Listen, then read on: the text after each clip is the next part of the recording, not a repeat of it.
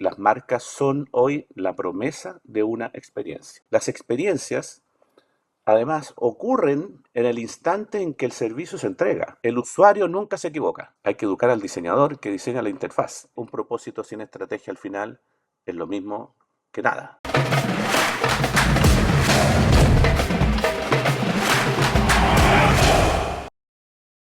Soñadores y hacedores, bienvenidos a Podbrand, el espacio donde exploramos el impacto del diseño, la estrategia y la innovación en los negocios. Soy Mauricio Medeiros, consultor en estrategia de marca y autor del libro Árbol de la Marca, que hace que el proceso de branding sea más accesible, fácil de aplicar en los equipos. Hoy tenemos el honor de recibir a Gonzalo Castillo, una de las figuras más influyentes del diseño en Chile y Latinoamérica. Profesor, consultor y conferencista, Gonzalo ha sido pionero en el desarrollo del diseño como una disciplina estratégica, impulsionando su aplicación en la construcción de marcas, experiencias y modelos de negocios. Además, es co-creador del primer posgrado de diseño de servicios en Chile, impartido en la Universidad del Desarrollo, donde ha formado nuevas generaciones de diseñadores y estrategas. En este episodio hablaremos sobre cómo el diseño de servicios puede generar experiencias diferenciadoras, los desafíos de implementar este enfoque en las empresas y la relación del propósito, estrategia y branding en la creación de marcas relevantes. Profesor Gonzalo, bienvenido a Podbrand. ¿Cómo estás, Mauricio? Un Muy saludo bien, grande desde Chile a ti y a todos los que siguen tu podcast, muy interesante. Aquí disponible, abierto a conversar sobre este tema que me apasiona, la verdad, y que he venido desarrollando por mucho tiempo y compartir con ustedes algo de lo que he aprendido. muchas gracias por aceptar la invitación, profesor. Entrando al tema, a lo largo de tu trayectoria, has sido testigo y protagonista de la consolidación del diseño de servicios y design estratégico en Chile.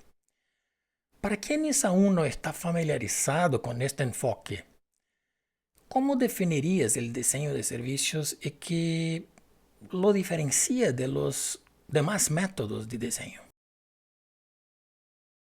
Bueno, primero, Mauricio, yo sería menos optimista respecto del nivel de desarrollo que ha tenido esta, llamémoslo, disciplina del diseño de servicios, aunque estoy seguro que el proceso de consolidación avanza. Eh, Nosotros estamos hace ya más de 12 años incorporando dentro de la visión que tenemos del diseño estratégico, la particular visión del diseño de servicios, la particular metodología del diseño de servicios, y vemos muchas compañías que están incorporando unidades de desarrollo de diseño de servicios en las organizaciones.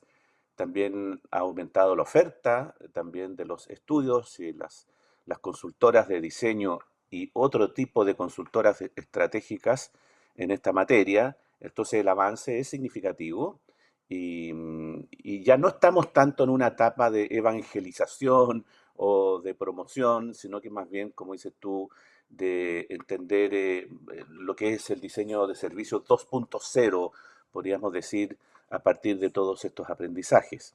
Para quienes están recién eh, observando de más cerca, con más interés esto, eh, yo diría que el diseño de servicios es una proyección, podríamos decirlo, muy funcional como metodología y como proceso del design thinking, por una parte. Yo lo veo como una suerte de convergencia del pensamiento de diseño su metodología centrada en el usuario, conectándolo con los negocios, conectando la innovación en forma ágil, en fin, todas estas metodologías que se vienen desarrollando en el mundo desde ya hace 15, 20 años, tal vez más. Y también toda la experiencia que se generó a partir del user experience y las metodologías para mejorar la experiencia de usuario en el mundo de las interacciones con las tecnologías.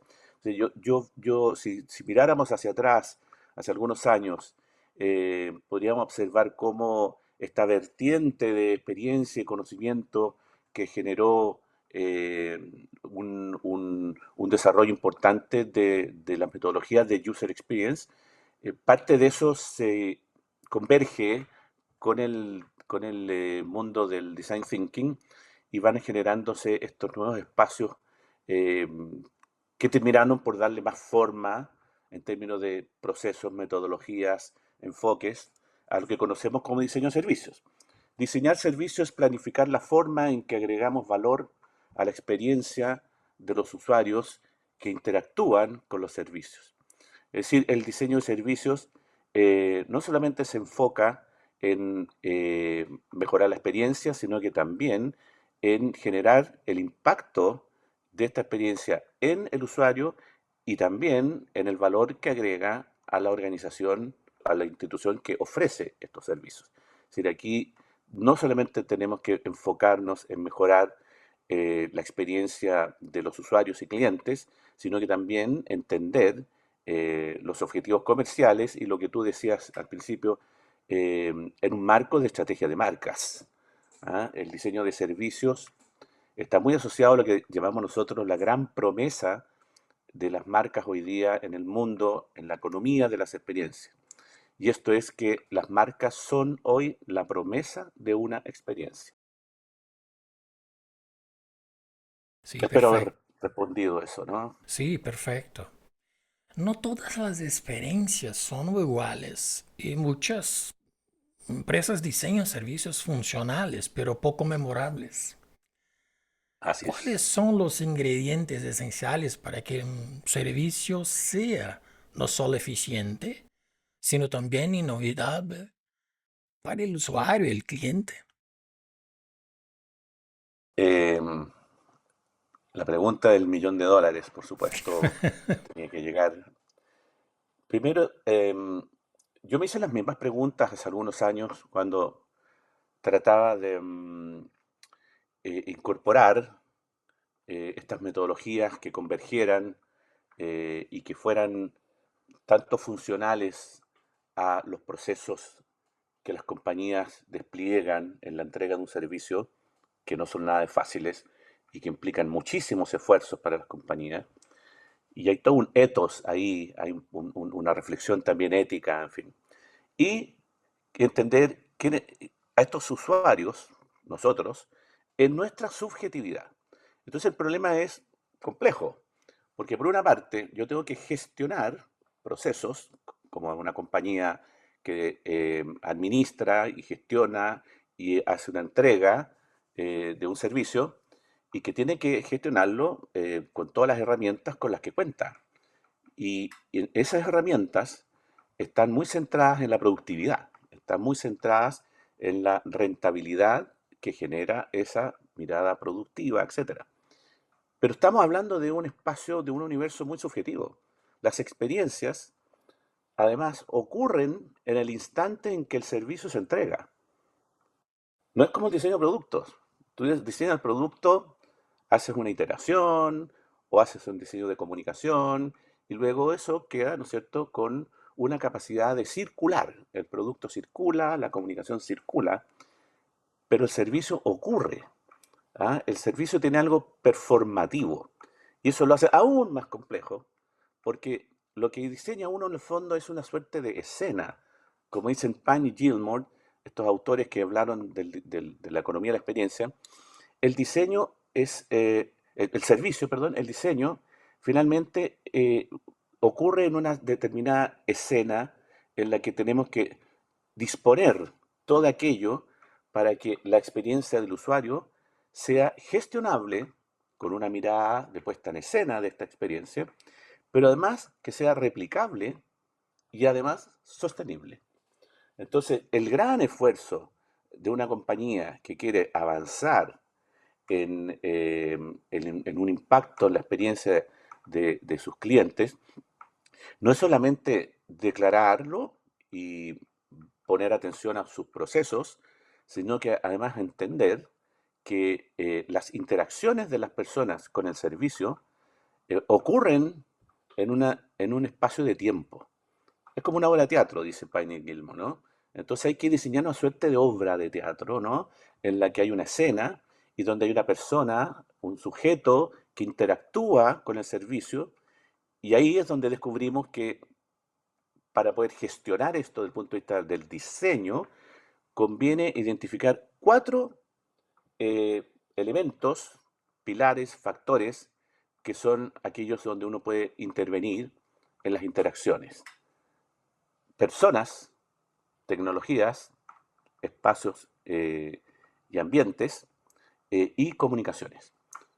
Porque nosotros no podemos gestionar absolutamente todo lo que ocurre en el contexto de la experiencia, pero sí podemos como compañía gestionar el rol de las personas, el rol de las tecnologías, el rol de las comunicaciones y el rol de los espacios, ambientes e infraestructura y las interacciones que hay en estos cuatro elementos. Y ahí tenemos entonces un ecosistema que nos permite a nosotros usar los materiales con los que trabajaremos. Aparece ahí el tema cultural de la organización, aparece ahí la inserción de la digitalización de la compañía, si hablamos de tecnología.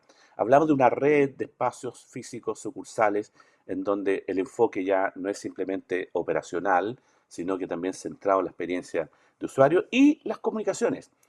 Las comunicaciones muy importantes, las comunicaciones son las que establecen, por una parte, la capacidad que tiene la compañía de interactuar comunicacionalmente, pero al mismo tiempo de generar la expectativa que es la que nos permite a nosotros evaluar qué tipo de experiencias es la que estamos eh, esperando y cuál experiencia estamos aspirando. Como tú dices, no todas las experiencias son iguales. Las experiencias son el resultado del conjunto de vivencias que yo recojo y retengo. Ese conjunto de vivencias en todas estas interacciones con el servicio pueden tener en cada instancia del Customer Journey Map distintas evaluaciones de parte nuestra. Sin embargo, nosotros no hacemos una evaluación matemática de estas validaciones o evaluaciones. Somos entes subjetivos, somos seres subjetivos. Y lo que se sabe es que a la hora de evaluar una experiencia, nuestra subjetividad establece dos momentos como claves. El peor momento de la experiencia, de la secuencia, y el último. Así operamos, digamos. Entonces, cuando alguien le dice, ¿cómo fue tu viaje en el avión, el vuelo? Y resulta que yo tuve un sistema de localización muy rápido, de opciones de vuelo. Tuve varias opciones de pasajes, de tickets, para poder decidir qué valor. Puedo interactuar muy rápido en la elección de un asiento, hacer la compra. Luego recibo un ticket electrónico. El counter me reciben a la hora y sale todo muy bien. Sin embargo, en medio del vuelo, mi pantalla de televisor falla. El vuelo llega a la hora, el equipaje sale perfectamente bien y nosotros calificamos muy mal el vuelo. Entonces, aparentemente resulta muy injusto.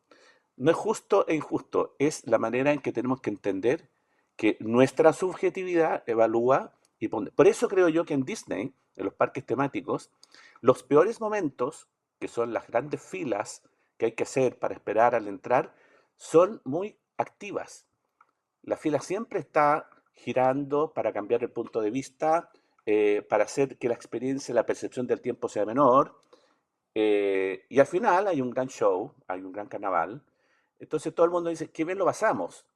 Y uno dice, oye, pero estuvimos más de una hora y media solo en filas, esperando. Pero la percepción final nuestra, dentro de la subjetividad, es justamente el peor momento mitigado y el momento final levantado. No todas las experiencias son iguales porque no todos los sujetos somos iguales.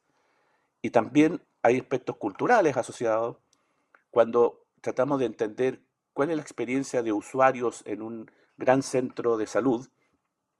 Nos dimos cuenta que se abordaba a todos los visitantes de la misma manera, eh, y luego pudimos generar estos arquetipos o personas en que básicamente distinguíamos la persona que va ansiosa porque va a conocer el resultado de un examen médico, o una persona que va muy feliz porque va a conocer a su nieto, o un proveedor médico que está esperando para conectar a una persona de administración, o hay visitantes que van acompañando a otros. Entonces, ¿de quién hablamos cuando hablamos de las visitas? Entonces, conviene hacer este mapa que está ya muy desarrollado en el mundo del diseño de servicio, que es los escenarios personas, personas, arquetipos, user personas, buyer personas, etcétera.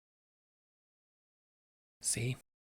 Encuestas cualitativas son una posibilidad de buscarmos la respuesta de la calidad del servicio. ¿Cómo anda este proceso Sí, dentro de la implementación del design de servicios? hay dos necesidades aquí eh, que exigen conocer eh, cómo cómo están viviendo la experiencia los usuarios. Por una parte, porque la información, la compañía, la organización necesita tener información eh, de valor, de alto valor. Y la experiencia es un concepto que hoy día está muy claro, es un factor diferenciador muy importante. La marca es la expectativa de una experiencia y es la promesa de una experiencia. Por lo tanto, mantener una capacidad de generar información es muy importante. Entonces, eh, por una parte está lo más cuantitativo como el NPS, Net Promotion Score, y otros tipos de estudios de satisfacción. Por otra parte están las herramientas más cualitativas que buscan más bien generar insights, ¿no? Porque eh, la, la pos- la- la posibilidad de entender y comprender dónde están puestas las expectativas de un usuario, dónde están puestas dónde percibe valor el usuario, porque a veces podemos creer que el valor está puesto en una forma de atención, y sin embargo está más bien puesta en una forma de información.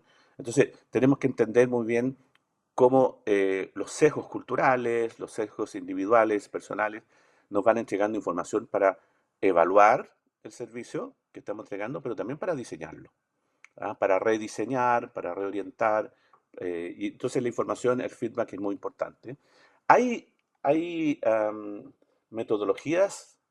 McKinsey tiene un sistema bastante complejo que evalúa 7 variables, que es muy interesante de la experiencia de servicio. Y bueno, cada compañía puede poner foco en aquello que le parece más valioso, más prioritario, pero sí, cualitativo, cuantitativo, ¿no? Y también está eh, esta herramienta más de carácter etnográfica, que es la que desarrolla el experto, que es capaz desde la observación y de todo este mundo, de esta disciplina, de la ciencia de la antropología, que nos entregó a muchos diseñadores en muchos ámbitos la posibilidad de observar y entender. Observar con ojos, yo diría, menos prejuiciosos, observar con una mirada despejada de conocimientos previos, de sesgos, etcétera, y de interpretar comportamiento, sobre todo interpretar comportamiento. Yo siempre recuerdo un caso al principio de nuestro inicio en diseño de servicios, cuando observamos el comportamiento de algunas personas que están recién bancarizando, es decir, todo un segmento de la población que se incorpora a un proceso modernizador de la banca y que incorporan ciertos nuevos segmentos, medios y bajos, y tuvimos que leer muchos comportamientos de las personas que no estaban habituados a interactuar con los servicios financieros e interpretar cómo se desplazaban, cómo comunicaban, cómo se comunicaban, eh, gestualmente, expresivamente, incluso, yo diría, traducir las emociones que estaban detrás de esos comportamientos y entender que había más timidez, que había inseguridad, que había una cierta solemnidad en el espacio que les incomodaba, en fin, se puede aprender mucho. Me encantan los estudios antropológicos. Implementar una estrategia de diseño de servicios requiere romper con paradigmas internos en las empresas. ¿Cuáles son los principales obstáculos que enfrentan las organizaciones al adoptar el diseño de servicios y cómo pueden superarlos, que están como una raíz Mm, de un árbol? sí, sí, sí. Yo, yo, yo, yo creo que una mirada crítica a cómo se gestionan los servicios en las compañías que los proveen es muy fácil.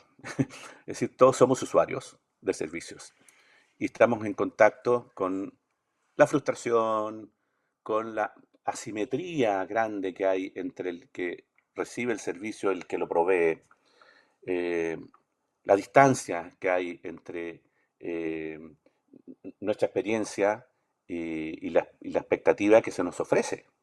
¿Ah?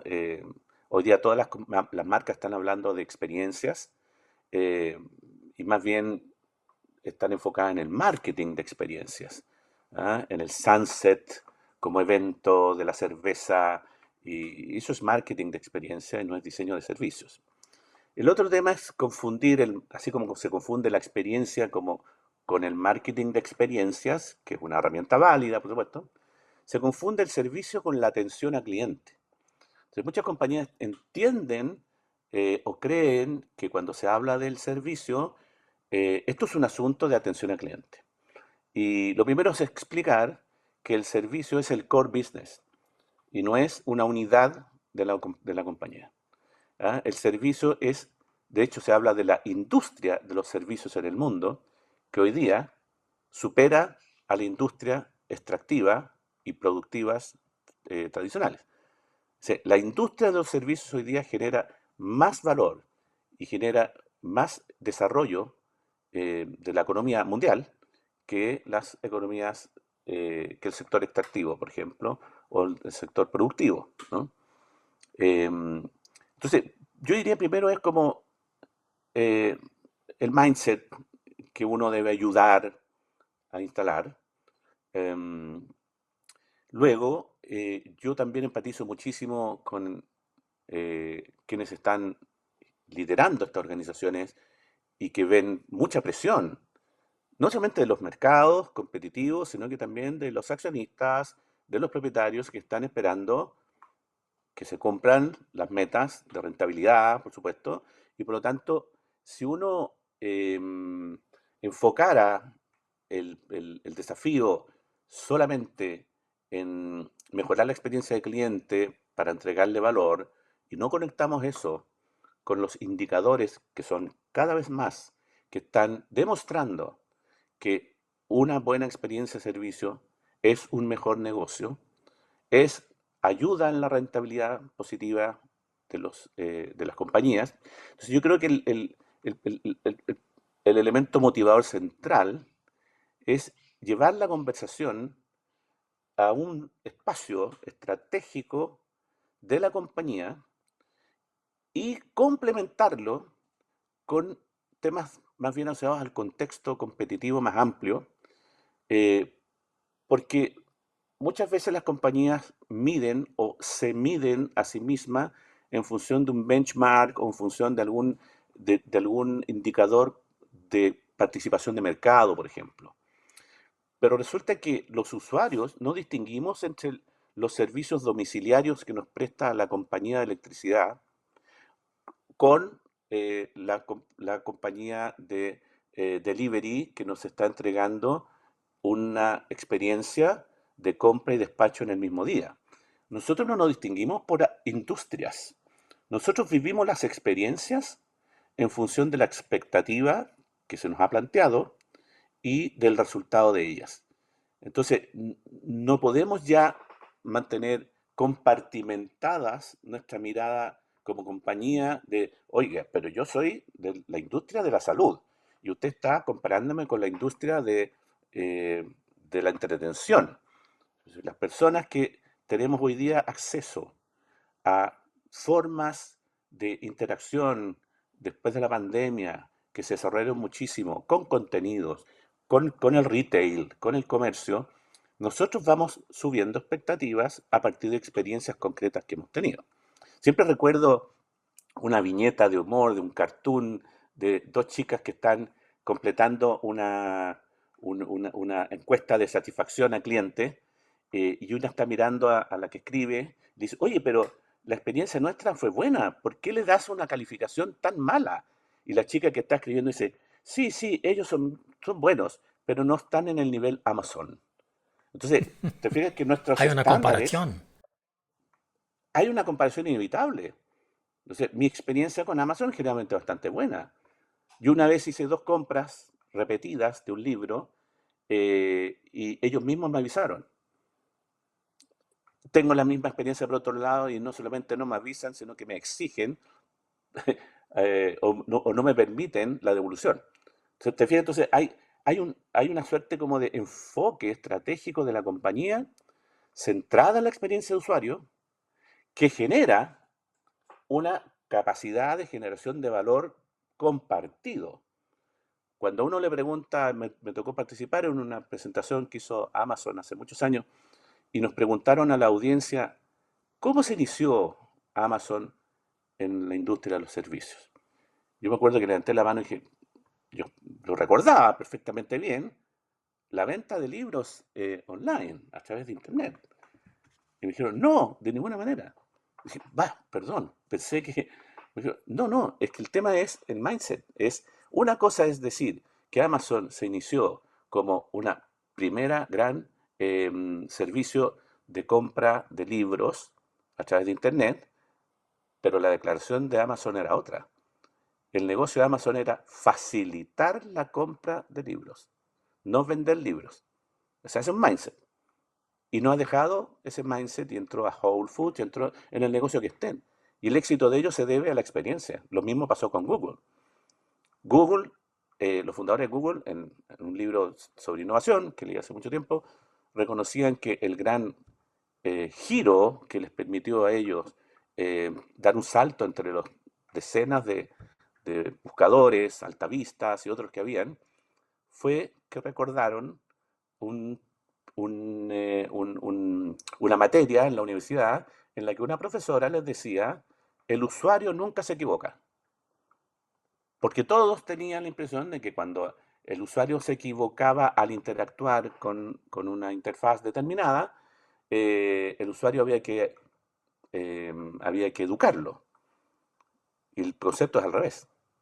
Hay que educar al diseñador que diseña la interfaz. El usuario no se equivoca, ¿no? Bueno, ese mindset que parece como algo básico, está en el corazón, está en el eje, está en el ADN de estas compañías centradas en el usuario, en el cliente. Hay que tener un equilibrio perfecto de las cuatro dimensiones, de Claro, los cuatro pilares que ha dicho sí, antes, ¿no? Que claro, persona, claro. estrategia, comunicación y cuál es Y el otro. entorno, el espacio, el El entorno, espacio, el la ambiente. infraestructura, etcétera. ¿Ah? Sí, sí. Claro, porque además tú tienes que entender que un espacio al que concurre, un espacio físico al que concurre una persona, eh, es una gran oportunidad para una interacción más personal, por ejemplo, más humana. Al mismo tiempo, las interacciones digitales necesitan digitalizar al usuario también. ¿Ah? Muchas veces se habla de esta compañía se está digitalizando. El problema es que se está digitalizando la operación, la compañía, sus sistemas, sus procesos, pero no han digitalizado a su usuario. ¿Ya? No lo han digitalizado significa muchas cosas. Significa que necesita una educación financiera digital, que no es lo mismo que la educación financiera. ¿Ah? Significa entender que hay un lenguaje verbal que no se puede transferir a las interacciones con la inteligencia artificial, o más bien los bots que creen ser inteligencias artificiales, que no saben la diferencia entre el concepto, por ejemplo, eh, eh, te cuento el caso concreto, en un sistema para hacer una reserva de horas médicas, es un proceso más o menos corto, pero que te exige concentración, elegir al especialista médico, a la clínica donde quieres ir, el horario, el día, la hora, pom, pom, pom, pom, y cuando ya estás listo, eh, en castellano, en español, dice, muy bien, ¿estás listo? Ahora, ¿qué quieres hacer? ¿Quieres cancelar la hora? Y uno se queda pensando, cancelar tiene dos acepciones. Cancelar significa pagar, en nuestro país significa pagar. Quiero pagarla y cerrar el proceso, o quiero cancelarla, que es anularla. Entonces uno se queda ahí y dice, pero ¿qué falló aquí? Entonces hay un proceso que, dando un ejemplo burdo, simple, pero eso multiplícalo por cientos de oraciones, frases y todo un lenguaje en el que todavía hay mucha imprecisión. Entonces, las comunicaciones hay que replantearlas en este contexto, no solamente en los scripts. ¿Ah? Los scripts son como del siglo pasado, ¿te fijas? Ahora hay que hablar más bien de los prompts, como para poder entender cuál es la instrucción a la IA. ¿Mm? Entonces, eh, ese equilibrio no significa que deben tener los cuatro factores el mismo rol, porque en algunos casos el factor personas es más importante, más gravitante, más determinante que otro. Tuve la oportunidad de viajar a Japón, usé la línea aérea Japan Airlines y al regreso, por una torpeza mía, mm, no identifiqué que la línea aérea de regreso no era Japan Airlines, aunque salía a la misma hora del vuelo a Japan Airlines, y yo esperé en la puerta equivocada para entrar a Japan Airlines y me dijeron, su vuelo es a la misma hora, pero es en American. Y la chica que estaba atendiendo ahí me acompañó corriendo, sin tener por qué hacerlo. Una persona decidió que más allá del protocolo de atención a los clientes de Japón, ella tenía delante de ella a una persona con su familia que tenía que tomar un avión y que tenía que llegar en un aeropuerto bastante grande, y ella nos acompañó hasta la puerta de American y logramos entrar. Y después yo me pregunté por qué lo hizo. ¿Cuál es el protocolo? ¿Cuál es la instrucción? ¿Cuál es el script para ella? Porque aparte de el ritual tan civilizatorio que tienen en Japón, ¿no es cierto? Ella decidió trotar al lado nuestro varios minutos. Bueno, es una reflexión. Yo a esa instancia, esa marca, esa interacción no la olvidé. Y fue a pesar de que yo estaba volando en otra línea. Entonces, incluso ahí, la autonomía que puede tener el personal en contacto puede ayudar mucho. ¿Mm? Es un efecto cultural también, ¿no? La respuesta que hay. Es el otro elemento que cuando hablamos de personas, eh, el tema de la cultura que podría dar para varios podcasts más, pero el- hay una especie hay una idea equivocada de que esto se enfrenta con un proceso de transformación cultural. La transformación cultural sí, en el sentido de que debe ocurrir una transformación cultural, pero producto de las conductas. ¿Ah? Y no producto de un patrón de comportamientos que viene establecido en un nuevo documento de cuál es nuestra cultura. No, nuestra cultura es la que ocurre a través de nuestros comportamientos. Se expresa en comportamientos, en ideas y en creencias. Entonces hay que ir a esa base. Y la sugerencia es pensar que los procesos de transformación cultural son el resultado de los procesos de transformación de conductas y creencias. Ojalá asociadas a la empatía. ojalá asociadas al propósito. ¿Te fijas? Yo creo que ahí es donde viene la fuerza de esa transformación cultural. Y tiene que ser una cosa que avance como en eslabones, digamos, ¿no? No, es más bien tectónico, es algo, se cambia de a poco, ¿ah? No se cambia con un instructivo de la alta gerencia. Entonces, partir pequeño pensando en grande, ¿ah? Líderes de transformación cultural adaptativa, además, una transformación cultural adaptativa, no es fuera del contexto en el que estamos. Muchas organizaciones no perciben el diseño como un proceso estratégico. ¿Qué señales indican que una empresa necesita urgentemente rediseñar sus servicios y cómo se puede introducir este enfoque en compañías más tradicionales? Un poco lo que decía antes es que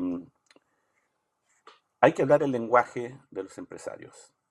Hay que entender, hay que empatizar con las personas que están a cargo de la gestión de una compañía o de una organización. Tenemos que eh, proponernos una mirada compartida con ellos respecto de sus desafíos y sus oportunidades. Es decir, hay que ser, creo yo, menos críptico, hablar menos en el lenguaje del diseño y más en el lenguaje empresarial, que tampoco es tan difícil y todos los diseñadores somos de alguna manera empresarios también, cada vez más, pequeños, medianos, empresarios, en fin. Eh, y yo creo que lo que ayuda muchísimo, en mi experiencia, para generar una confianza. ¿Ah? Entonces, no el qué, sino el cómo se llega. ¿Ah? ¿Cómo se llega a un empresario que probablemente, o a un directivo, de un nivel gerencial, en fin, construyendo confianza? eh, y esa confianza yo creo que se fortalece mucho cuando uno escucha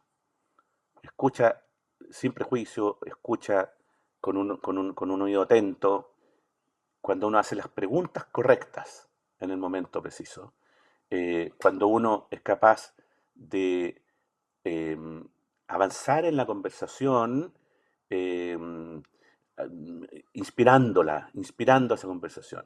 ¿Eh? Ahí aparece el tema de conducir también la conversación hacia el terreno estratégico.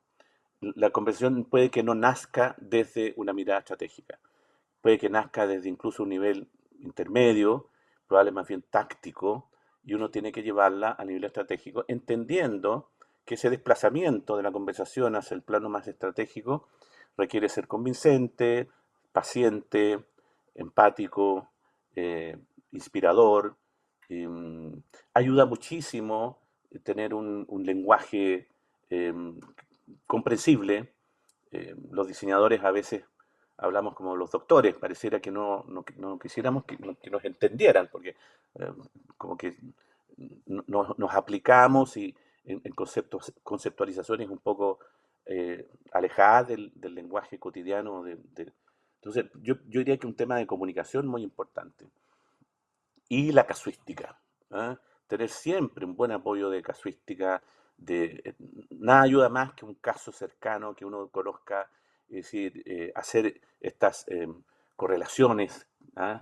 Entre causa y efecto. La compañía que estaba en esta situación y que abordó esto de esta manera y generó resultados de este tipo. Son microhistorias, son microrelatos que van apoyando y que van conduciendo a la conversación. Entonces, más que ser persuasivo, yo creo que hay que ser, hay que escuchar mucho y yo diría que no imponer una idea, sino que más bien inspirar. Inspirar. Eso hay que prepararse ahí porque la inspiración es una manera de desatar ideas en el otro. Es que el otro termine diciéndote lo que tú querías que te dijera.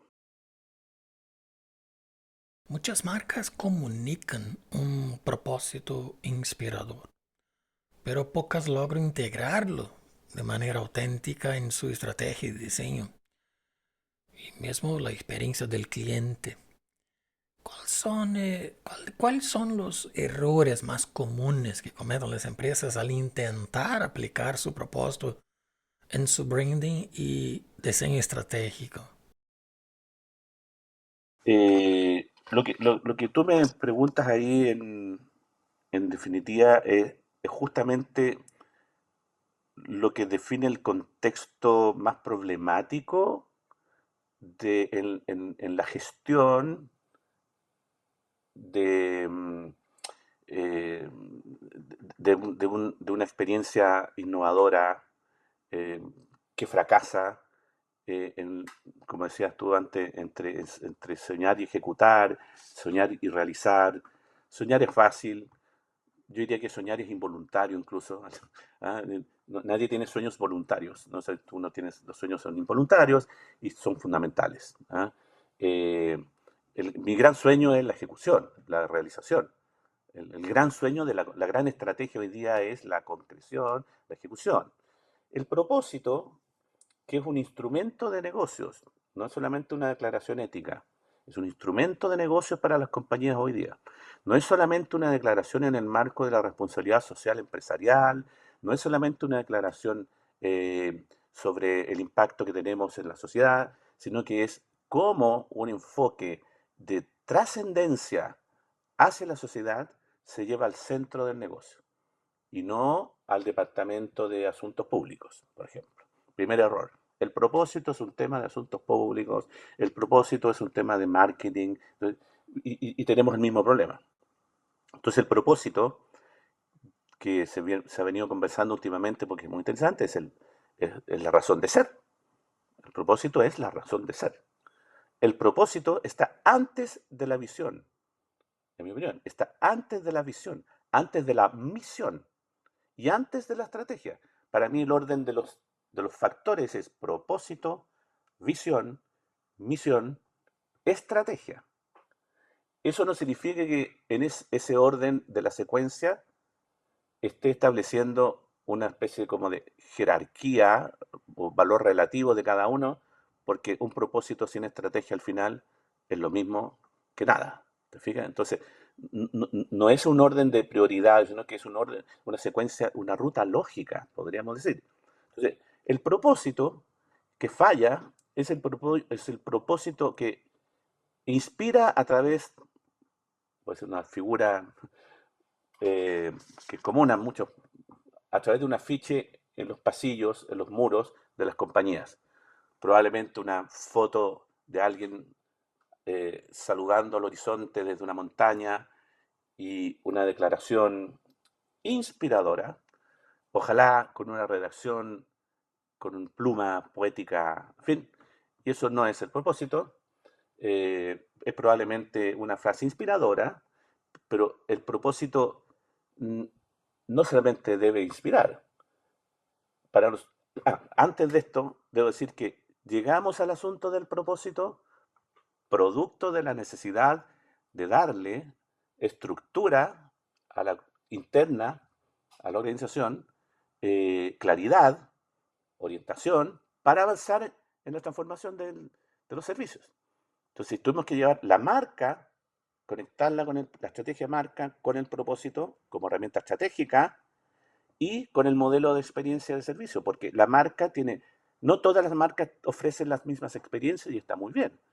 Yo puedo volar en Ryanair por $10 o por Singapore Airlines por $12,000 y está bien, soy yo el que decide. Una experiencia no es peor que la otra por eso. Y por otra parte está entonces el propósito. ¿Qué rol juega el propósito? Bueno, está en el ADN mismo de la compañía. Entonces el propósito no es el elemento inspirador. El propósito debe inspirar, debe desafiar y debe comprometer.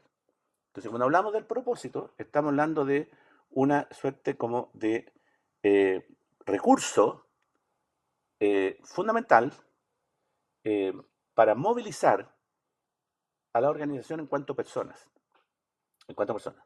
Todos necesitamos entender por qué hacemos las cosas.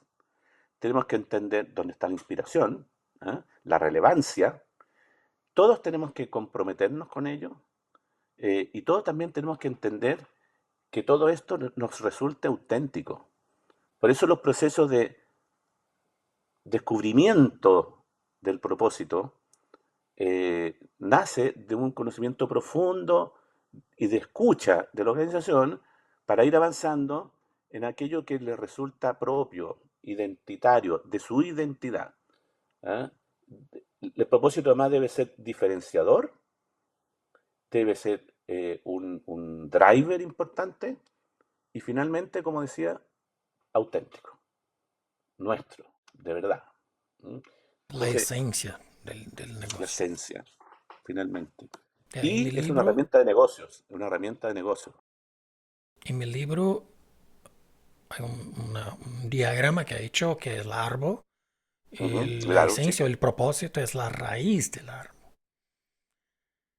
La visión por supuesto. es la seed, semente. Algo así digo aquí también. Sí, ¿Ah? Algo perfecto. así digo acá también. Tuve que llegar a preguntarme, yendo hacia atrás o hacia la profundidad de la organización, hacia la raíz, porque en esa raíz, como dices tú muy bien, no solamente está la manera que tenemos de afirmarnos a la tierra, te fijas que no estamos soñando, estamos afirmados a la tierra, a lo más profundo, sino ahí está la savia del crecimiento, la savia del crecimiento. Me gusta mucho esa figura. Sí. En el mundo empresarial, lo que no se mide no se gestiona.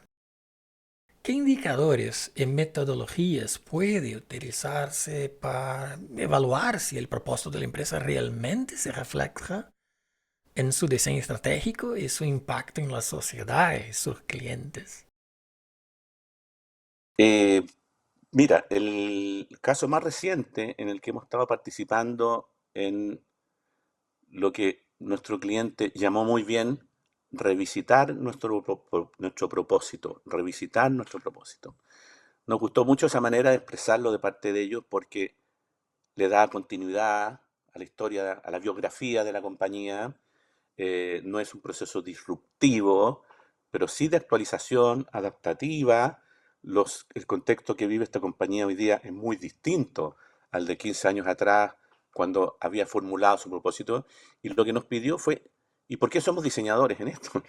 Diseñar un proceso de reflexión que terminara finalmente en forma participativa y vinculante. La participación no es un espectáculo, la participación es un proceso vinculante, diseñado para que vayamos colaborativamente llegando a un conjunto de declaraciones que llamamos el manifiesto del propósito, muy centrado en el contexto actual de los desafíos de sustentabilidad, de demandas sociales, etcétera, etcétera, pero también llegar a un destilado, así como, ¿no? Como un licor, el ADN final en una frase, en una declaración, que son palabras.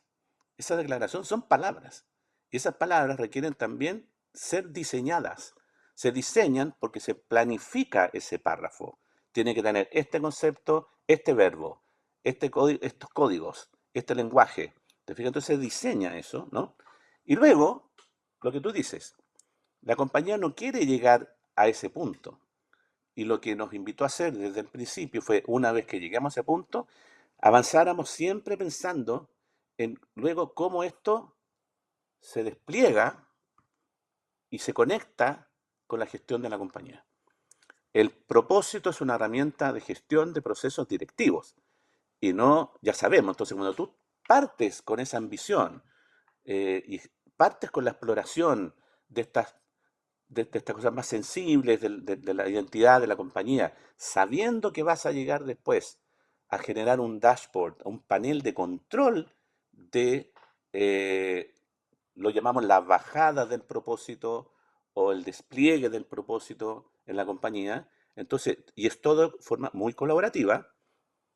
Tú lo que tienes finalmente es un plan de acciones que va como un template puesto sobre los planes estratégicos de la compañía.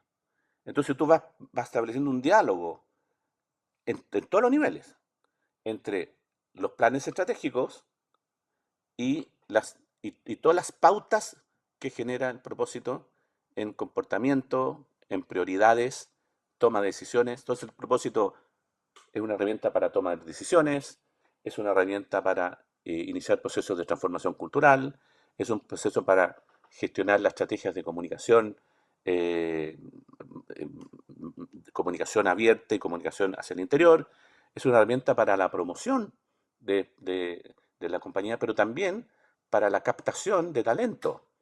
Entonces tú te das cuenta que el propósito va a tener muchas dimensiones. En este caso, iba a tener al menos tres: lo social, lo territorial, lo cultural y el core business, siempre alrededor. Entonces, tú puedes entender perfectamente cómo eso va desplegándose en todas las verticales de acciones del plan de la compañía para los próximos 3 años, y el propósito viendo, observando, acompañando, y yo iría orientando.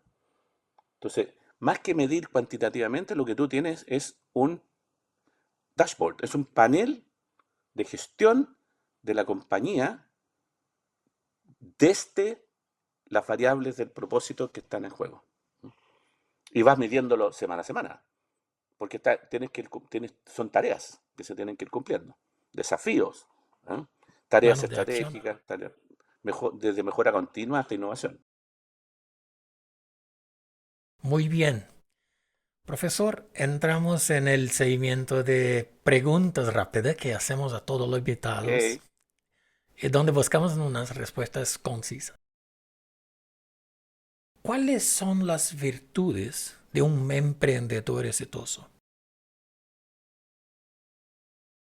Eh, yo te diría que los emprendedores más exitosos, y yo trato de emularlos, son aquellos que se enamoran de los problemas y no de sus soluciones. Cuando alguien detecta un problema y se centra en la solución de ese problema y se enamora de ese problema, tiene altas posibilidades de éxito. Cuando alguien se enamora de su solución y confía más de lo necesario en sus capacidades y el resultado de su trabajo, pierde el enfoque en ese usuario, que es donde se genera esa oportunidad. Enamorarse del problema, no de la solución. ¿Qué diferencia a los soñadores de los hacedores? Em, desde un punto de vista como eh, casi psicoanalítico, podemos decir, ¿no? El hacedor es un- es una persona que tiene una inquietud compulsiva por concretar. ¿Ah? Compulsiva, es que no puede dejar pasar una jornada, apagar la luz y sentir que no dejó el mundo un poco mejor que el día anterior. Entonces es una persona que se desafía, una persona que vive en un estrés eh, positivo en un sentido, si es que lo maneja bien, pero es alguien que, eh, como decía, no puede dar vuelta a la página si no ha resuelto aquello que lo obsesiona, ¿no? Por otra parte, el soñador, a diferencia, probablemente es la materia prima de la inspiración, para no decir que el diseñador no todos tenemos que tener un espacio de ensoñación, de sueño, que es donde podría aparecer la idea de un propósito, ¿ah? En una idea en un imaginario, en un mundo porque de imágenes. Entonces, en el mundo de la imagen está la intuición. Y yo siempre digo que la intuición debe ser revalidada, porque en personas que tienen 20 o 30 años en un oficio, cuando a esa persona se le da el permiso para soñar, va a usar la intuición experta, va a ponerse imágenes, va a tener permiso para imaginar. ¿Ah? Entonces, ahí podemos tener dos personas. Una persona que usa su imagen 20 años después de haber iniciado, pero nunca tuvo ese espacio porque las compañías, las organizaciones no permiten usar la intuición. Y sin embargo, los grandes negocios del mundo, las grandes transformaciones, incluso a nivel de la física son resultado de intuiciones. Einstein, como dice un amigo mío, difusor de la ciencia, trabajó con muy pocos elementos, muy intuitivamente, con muy pocos elementos. ¿Ah? Lo mismo Newton. Entonces hay gente que dice que para dejar de ser un soñador tienes que llenarte de información. No. Nadie pidió un iPhone hasta que alguien lo soñó, digamos. ¿Ah? Y después se centró en el desafío de la capacidad de una persona de gestionar grandes cantidades de archivos en un pequeño dispositivo. Ese era el problema y de ese problema se enamoraron. Y por último, ¿qué es diseño? Esa pregunta que me hice yo el día que entré a estudiar diseño porque no sabía que era diseño. Y el problema de definir lo que es el diseño, creo que lo dijo Guy Siep, que está en todas partes. Entonces, ¿cómo defines algo que está en todas partes? Porque si tú obviamente ves entre lo intangible y lo tangible, todo ha sido diseñado, en fin, en un mundo industrializado. En fin. Entonces, definir lo que es el diseño es más difícil aún porque, porque es ubicuo. ¿Ah? Sin embargo, en este libro que te mostré, me hice la pregunta de nuevo y te voy a leer lo que escribí. Diseñar es un proceso cíclico de ideación, configuración y planificación de la forma, estructura, funcionalidad y apariencia de algo, tangible o intangible, centrado en las personas y concebido para una producción seriada y sustentable. Eso es lo que podría hoy día declarar como lo que yo entiendo por diseño, entendiendo que el próximo año voy a tener otra opinión. Perfecto. Claro, ¿qué va a ser diseño cuando tengamos que diseñar a través de prompts? Sí, es Planificación, verdad. sigue siendo planificación, un proceso cíclico, recursivo, digamos, recursivo, etcétera, ¿no? De algo que puede ser tangible o intangible, pero que tiene que ser sostenible y que tiene que ser producido en serie.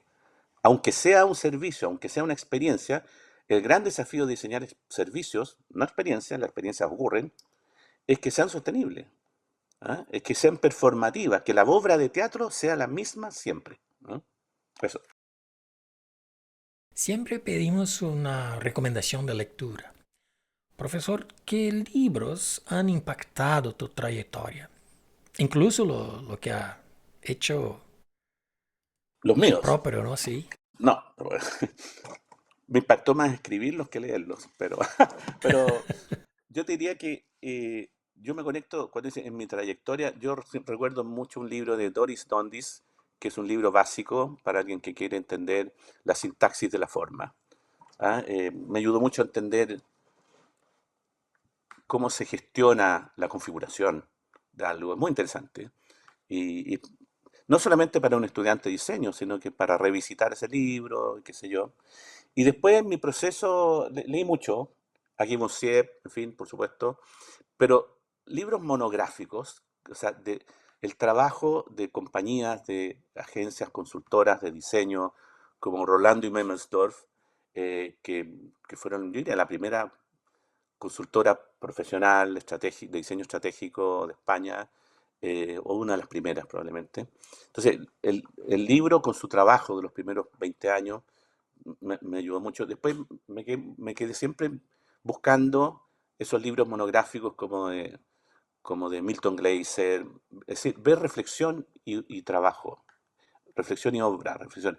Somos muy visuales los diseñadores. Entonces, el libro teórico, por supuesto, yo recomiendo el Creative Intelligence, por ejemplo, de Bruce Nussbaum. Tiene un pensamiento que se llama inteligencia creativa, que es clave, ¿eh? Que justamente lo tenía por acá. ¿Eh? Como ves tú, esto lo tengo siempre marcado, lo estoy releyendo, casi una lectura de visita permanente. Esos libros yo los recomiendo.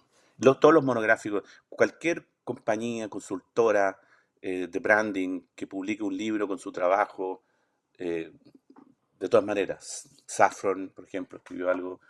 Ahora salió un libro editado por la familia de Rolando, un libro con todo su trabajo, también una recopilación exhaustiva, fundamental. Ha escrito también libros, ¿no? ¿Puede hablar un poco Sí, de ellos? eh, yo tengo dos libros. La verdad es que una manera de entender mejor las cosas que uno quiere decir es escribirlas. Entonces, un libro que escribí hace algunos años, que es este, El diseño muerto, viva el diseño, con el apoyo de una universidad de acá de Chile, que es la Universidad André Fello, y que es un libro que reflexiona eh, sobre cómo veo parte de lo que hemos conversado acá, ¿no? Gran parte de lo que hemos conversado acá. Una pregunta honesta, sincera, eh, y lo más profunda posible, pero al mismo tiempo reflexiva, tratando de comunicar de una manera simple qué es el diseño hoy día. ¿Por qué ha cambiado el diseño? Básicamente el diseño ha cambiado porque la sociedad ha cambiado. ¿Ah? Hay muchas profesiones que cambian con el tiempo, porque hay nuevas tecnologías que son apoyo, pero el diseño es mucho más susceptible de cambio porque ocurre, como decíamos, ¿cierto? Ocurre en la industria, ocurre en esos cambios, en esa transformación. Entonces, el proceso del diseño como metodología, como disciplina, está expuesto y necesita un proceso adaptativo muy rápido, permanentemente. Lo que aprendimos ayer, tenemos que aprender a olvidarlo y eso es muy interesante y muy vertiginoso. Y el otro es este, que te mostraba, que es diseñar la experiencia, que recoge un poco más allá la metodología del design thinking llevado al diseño de servicio, es entender estas otras variables que descansan en ya la ejecución de procesos de diseño de servicios complejos que requieren ser el gran director de orquesta en una organización y ser orientar, inspirar, facilitador, no solamente ser facilitador, inspirador, comprometer. Y cada proceso de diseño de servicio tiene una particularidad muy distinta al otro, no hay copy-paste aquí posible. Entonces, por eso escribí ese libro también y están en Amazon y están... uno está liberado, este creo que me parece está liberado para... Perfecto. Sí, los libros recomendados por profesor Gonzalo y otros invitados están disponibles en podbrand.design, en la sección libros, incluso los dos libros que ha Muy escrito bien. profesor. Sí. Sí, en Podbrand tenemos una tradición que es el invitado anterior deja una pregunta para el siguiente. Nuestro último invitado, Giovanni Vanucci, pionero y Gran amigo. reconocido empresario, sí, del Brasil, en sector del diseño, ha hecho esta pregunta.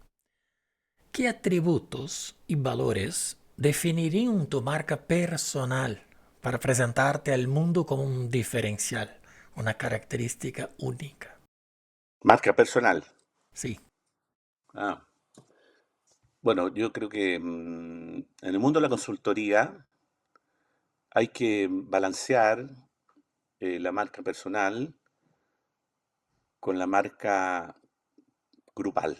Es decir, el diseño no ocurre hoy día desde la individualidad, al menos en el ámbito del diseño que a mí me interesa, que es un espacio multidisciplinario, interdisciplinario, transdisciplinario. Trabajamos con ingenieros, trabajamos con personas de distintos mundos, tengo un socio que es psicólogo, en fin. Eh, entonces, la marca personal debe construirse sobre un perfil de individuo colaborativo, digamos. O sea, no somos personas individuales, la creatividad ocurre, eh, como decía Kim Robinson, la creatividad ocurre en un espacio social. Eh, no somos artistas, no nos expresamos desde nuestra subjetividad, tenemos que comprender la subjetividad de otros. Y eso requiere que nuestras marcas personales, de las cuales yo, por supuesto, tengo que agregar valor a un grupo desde una marca personal. Y le digo a mis socios, desarrolla tu marca personal a favor del grupo. ¿Te fijas? Es como... sería, la, sería la perfecta ocasión en la que el total es mayor que la suma de las partes. La marca personal hoy día debe ser una posibilidad de que el total sea mayor que la suma de las partes, y eso es cultivar la reflexión crítica, comunicar, producir contenido, difundirlo también, eh, mantenerse activo y protagonista de las conversaciones en tu entorno. Eh, y en el mundo del diseño, que es un mundo de muchos egos, yo agregaría no andar peleando, no andar peleando por la autoría y por cosas que no vale la pena. Para finalizarnos, profesor, ¿qué pregunta te gustaría dejar para el próximo invitado? Que no sabemos quién es, pero No, no lo sabemos quién es. ya, no lo había pensado, pero podría ser, a partir de lo que hemos conversado, eh, ¿cuáles son las grandes amenazas para el diseño desde la irrupción de la inteligencia artificial? ¿Y cuáles son las grandes posibilidades para el diseño desde la irrupción de la inteligencia artificial?